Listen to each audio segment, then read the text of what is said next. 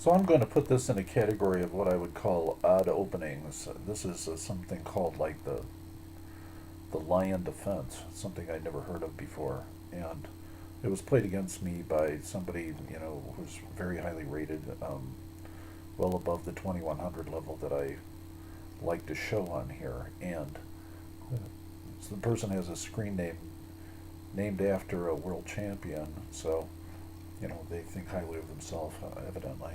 And now we're going to apply the theory of unsound chess, such as, well, since I've never seen this opening before, they're using it back on me. So studying opening theory does kill joy. However, if we stick with Manuel Lasker's basic four principles of chess, the last of which is a rather odd principle, by the way, it is a lot easier to just simply get B plus positions. Now you're going to see in this game I make a lot of errors, but so does my opponent.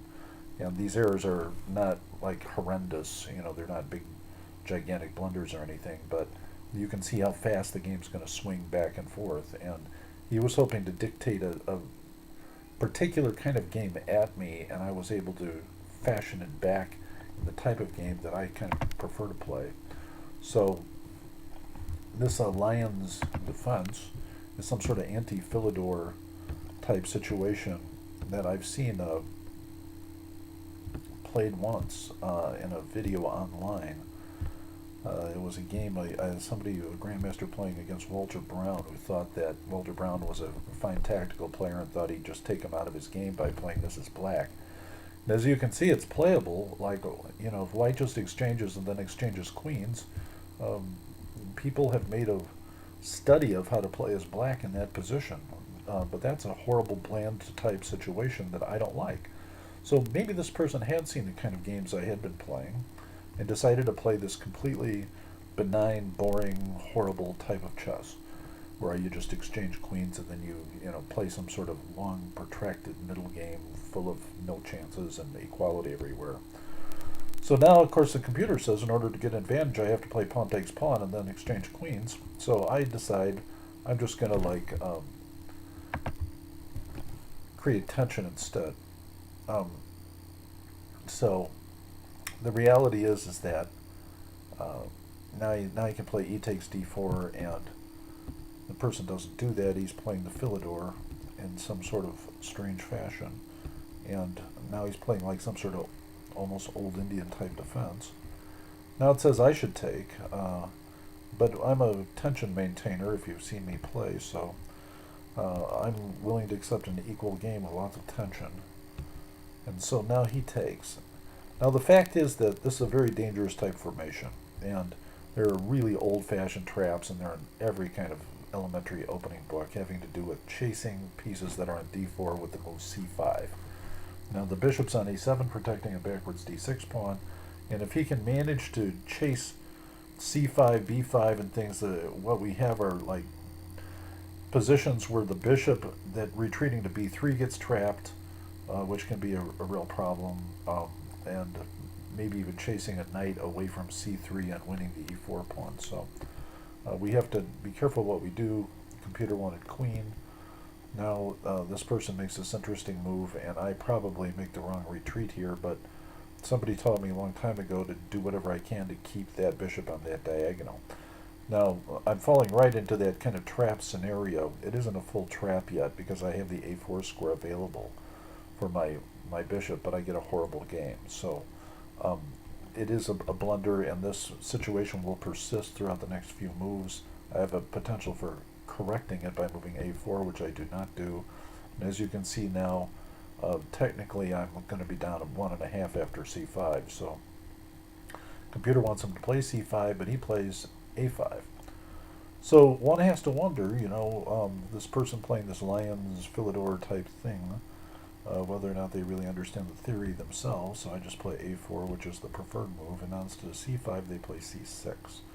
Now we have a quiet game, and this is something where I have a space advantage, and I have the ability to activate this bishop that I like, and I continue to make b moves, and he continues to make equality rendering moves, except that move probably wasn't as accurate as it should have been. And I take, and he takes, and Now the question is, should we develop our bishop to a square where his knight can just attack it? And that's what the computer wants, but I play f5, which is once again putting me down analysis-wise because of the move c5, which this person doesn't want to play. So naturally I have the desire to play e6 or f6 and do all kinds of damage here.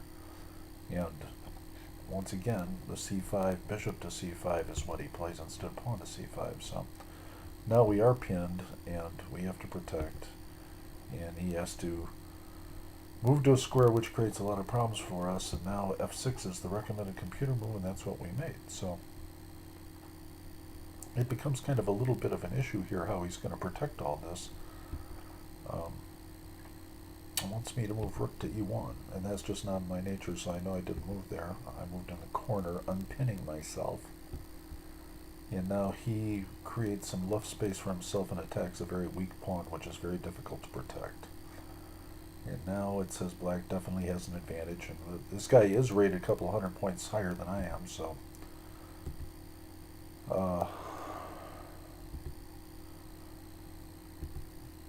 which doesn't really mean much because I never keep my profiles very long, and if I really kept one, it might be rated higher yet. Okay, so rook takes e5 is what's recommended here, and that's what he plays. Now things become kind of dicey tactically. He should have an advantage here, and it requires very careful play on my part.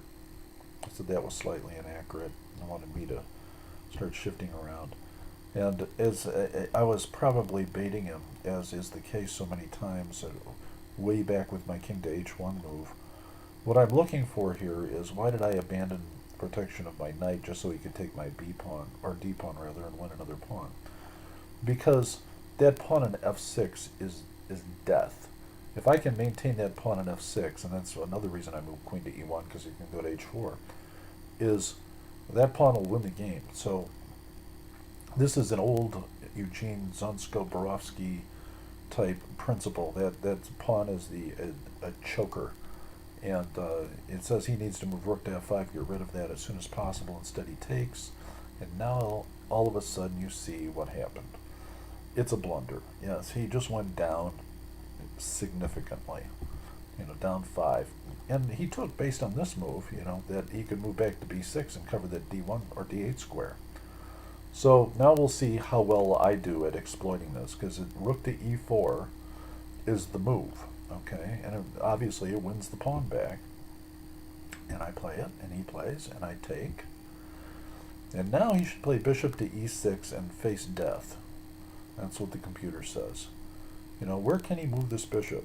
The bishop is surprisingly moveless. And so, he doesn't want to get back rank mated. What happened? So I play a little inaccurately here, as I recall. He plays his bishop out, and I missed the easy mate. The bishop takes f7 checkmate, followed by infiltration with my queen and things. And I moved my queen down here, which gives him chances. So unfortunately now, I'm not +8, I'm only +3. So he is able to defend that, but I had depended upon this move. And now, of course, he can take, and I can take, and now he can basically sack his queen and come out and live. So I made an error. I missed a tactical shot. He can come out with a probably losing game. But he moves back instead, and I checkmate him. So he was a nice guy about that. Since he was almost out of time in all those tactical complications, he simply missed an easy survival situation in which he would have run out of time anyway. So that is the example of whatever that defense was, the lion defense.